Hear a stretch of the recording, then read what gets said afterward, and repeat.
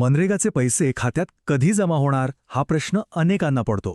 अनेकदा असं होतं की सरकारकडून निधी येतो पण तो आपल्यापर्यंत पोहोचायला थोडा वेळ लागतो. तर चला आज आपण हेच पाहणार आहोत की आपल्या मोबाईलवरून ही माहिती अगदी सोप्या पद्धतीनं नक्की कशी तपासायची. असं होतं कारण सरकार निधी मंजूर करते खरा, पण तो लाभार्थ्यांच्या खात्यात जमा होण्याची जी प्रक्रिया आहे ती थोडी गुंतागुंतीची आणि वेळखाऊ असू शकते. आणि त्यामुळेच आपल्या मनात एक प्रकारची अनिश्चितता निर्माण होते. बरं, आपण थेट वेबसाईटवर जाऊन प्रक्रिया समजून घेण्याआधी सध्याची परिस्थिती नेमकी काय आहे आणि हा प्रश्न इतका महत्त्वाचा का आहे यावर एक छोटीशी नजर टाकूया. उदाहरणार्थ, नुकतंच केंद्र सरकारने राज्यासाठी 1409 कोटी रुपयांचा निधी मंजूर केलाय. आता ही खूप मोठी रक्कम आहे, पण ती प्रत्येक गावात प्रत्येक लाभार्थ्याच्या खात्यात पोहोचेपर्यंत एक प्रशासकीय प्रक्रिया असते आणि याच प्रक्रियेमुळे पैसे जमा व्हायला कधीकधी उशीर होऊ शकतो. पण आता चिंता नाही, कोणाला विचारायची किंवा कोणाची वाट पाहण्याची गरज नाही. सरकारी पोर्टलवर जाऊन आपण स्वतः ही माहिती कशी मिळवू शकतो याचे सोपे टप्पे आता आपण पाहणार आहोत.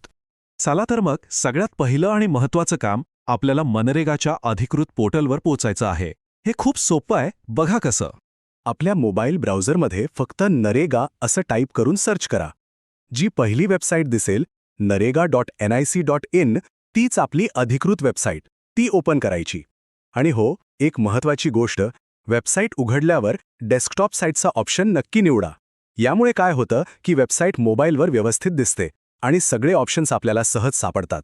बरं, आता आपण वेबसाईटवर आलो आहोत. इथून आपला प्रवास सुरू होतो, म्हणजे देशाच्या पोर्टलवरून आपल्या राज्याकडे, राज्यावरून जिल्ह्याकडे आणि थेट आपल्या गावापर्यंत. मुख्य पेजवरच रिपोर्ट्स नावाचं एक ऑप्शन दिसेल, त्यावर क्लिक करा. मग स्टेट निवडा आणि त्यानंतर अर्थातच आपल्या महाराष्ट्र राज्यावर क्लिक करायचं. बस, या 3 सोप्या क्लिकमध्ये आपण राष्ट्रीय स्तरावरून थेट राज्याच्या माहितीपर्यंत पोहोचतो. आता महाराष्ट्र निवडल्यावर पुढचं काम तर अगदी सोपं आहे. आधी आपला जिल्हा निवडा, मग आपला तालुका आणि शेवटी आपलं गाव. झालं, आपण एकदम आपल्या गावाची माहिती जिथे आहे तिथे येऊन पोहोचलो. आता गावाच्या पेजवर आल्यावर जरा खाली स्क्रोल करा. तिथे R2 नावाचा एक सेक्शन दिसेल. त्यामध्ये 7 नंबरवर मटेरियल प्रोक्युरर रिपोर्ट नावाचा पर्याय आहे. हाच तो महत्त्वाचा दुवा आहे जो आपल्याला थेट पेमेंटच्या स्थितीच्या रिपोर्टपर्यंत घेऊन जाईल. यावर क्लिक करायचंय. चला, आता आपल्या गावाचा पेमेंट रिपोर्ट आपल्या स्क्रीनवर आहे.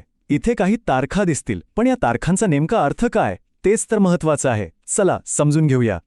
या रिपोर्टमध्ये मुख्यत्वे 2 रकाने महत्त्वाचे आहेत. पहिला म्हणजे बिल तारीख, म्हणजे ज्या दिवशी तुमच्या कामाचं बिल तयार झालं ती तारीख. आणि दुसरा, जो सगळ्यात महत्त्वाचा आहे, तो म्हणजे पेमेंटची तारीख. आता खरा प्रश्न, या तारखा बघून पैसे कधी येणार हे कसं ओळखायचं?